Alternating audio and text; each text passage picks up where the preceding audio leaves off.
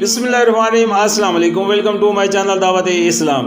मैं हूं आपका दोस्त शफकत अली ऑफिशियल। उम्मीद करता हूं कि आप सब लोग ईमान के आला दर्जे पे होंगे।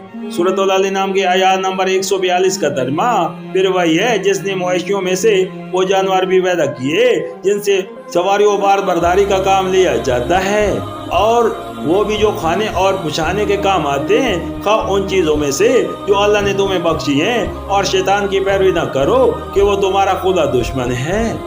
सूरत अल नाम आयशा नंबर 117। असल में लफ्ज फर्श इस्तेमाल हुआ है। जानवरों को फर्श कहना या तो उस राय से है कि वो छोटे कद के हैं और जमीन से लगे हुए चलते हैं, या उस राय से कि वो ज़िबा के लिए जमीन पर लौटाए जाते हैं, या उस राय से कि उनकी खालों और उनके बालों से फर्श बनाए जाते हैं। सूरत अल नाम आयशा नंबर 118। सिलसिला कलाम पर नजर करने से साफ मालूम हो जाता है कि यहाँ अल्लाह ताला तीन बातें से नशी कराना चाहता है।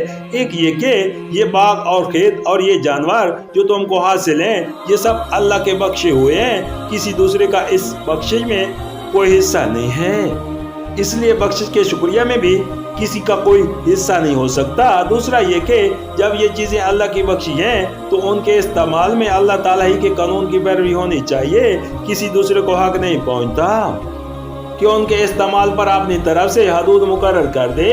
अल्लाह के सिवा किसी और की मुकर्रर करना रस्मों की पाबंदी करना, और अल्लाह ताला के सिवा किसी और के आगे शुक्र नेमत की नजर पेश करना ही हद से गुजरना है, और यही शैतान की पैरवी है। तीसरा ये कि ये सब चीजें अल्लाह ताला ने इंसान के खाने पीने और इस्तेमाल करने ही के लिए पैदा किए, इसलिए पैदा नहीं की कि इन्हें ख्वाह मुख्वाह हराम कर लिया जाए। अपने अहम और कयासात की बिना पर जो पाबंदियां लोगों ने खुदा के रिज्क और उसकी बख्शी हुई चीजों के इस्तेमाल पर ऐड कर ली हैं, वो सब मंशा इलाही के खिलाफ हैं।